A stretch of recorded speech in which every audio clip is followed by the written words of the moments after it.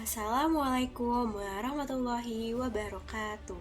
Perkenalkan, nama saya Sekar Cantika Dinda Cahyani dari kelas 11-1.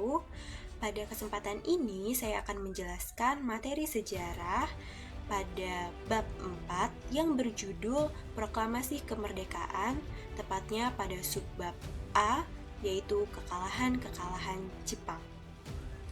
Baik, selanjutnya kita akan masuk ke materi. Jadi, proklamasi yang terjadi pada tanggal 17 Agustus 1945 merupakan tonggak penting dalam sejarah bangsa Indonesia. Proklamasi kemerdekaan Indonesia terjadi hanya beberapa hari setelah Jepang menyatakan kalah kepada Sekutu. Kita mundur ke beberapa tahun sebelum Indonesia merdeka, yaitu pada tahun 1942, di mana Jepang mulai menjajah Indonesia setelah berhasil mengalahkan Belanda. Namun, tidak berselang lama, pada bulan Agustus 1942, Jepang sebenarnya mulai mengalami kekalahan pada Perang Dunia II. Namun, mereka masih mampu bertahan dan selalu mempropagandakan kemenangannya meskipun berbeda jauh dengan kenyataannya. Di masa lalu, para pendahulu kita disajikan berbagai berita tentang kejayaan Jepang dalam perang agar bangsa kita mau membantu pihak Jepang. Blok poros yang terdiri dari Jepang, Jerman, dan Italia yang berhaluan fasis mengalami kekalahan di berbagai front dalam Perang Dunia II. Jepang yang awalnya menerapkan strategi ofensif atau menyerang beralih pada strategi defensif atau bertahan. Kekalahan demi kekalahan terus diderita oleh Jepang.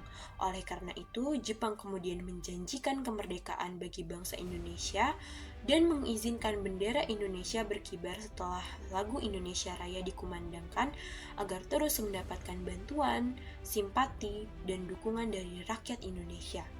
Hal ini tercantum pada maklumat Saiko Shikikan nomor 6 tentang memperkenankan memakai bendera kebangsaan Indonesia dan lagu Indonesia Raya.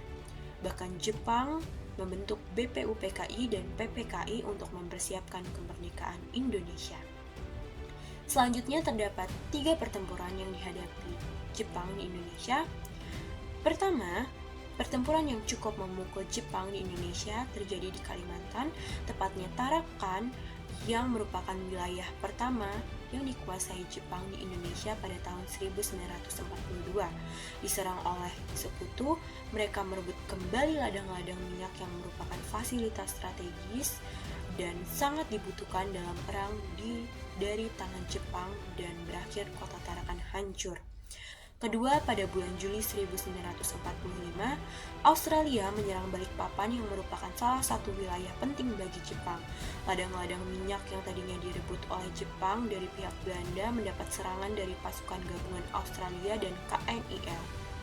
Jepang akhirnya kalah pada tanggal 21 Juli 1945. Setelah menyerah, pihak Australia kemudian membagikan makanan berupa nasi, biskuit, kedelai, dan sebagainya kepada rakyat Balikpapan yang terdampak pada tanggal 26 Juli 1945.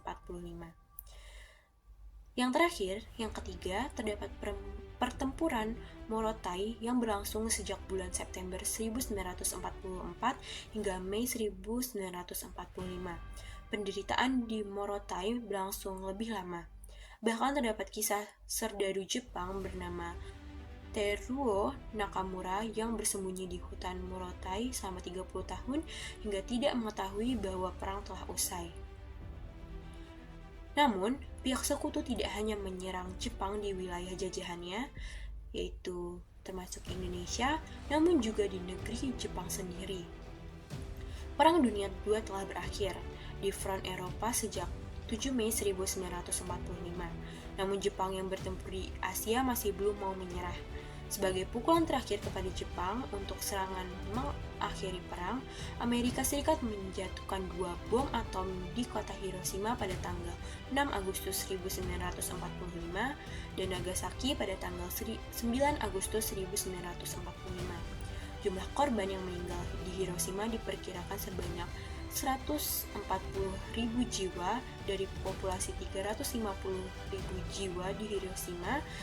Sementara itu, setidaknya 74.000 orang kehilangan nyawa di Nagasaki.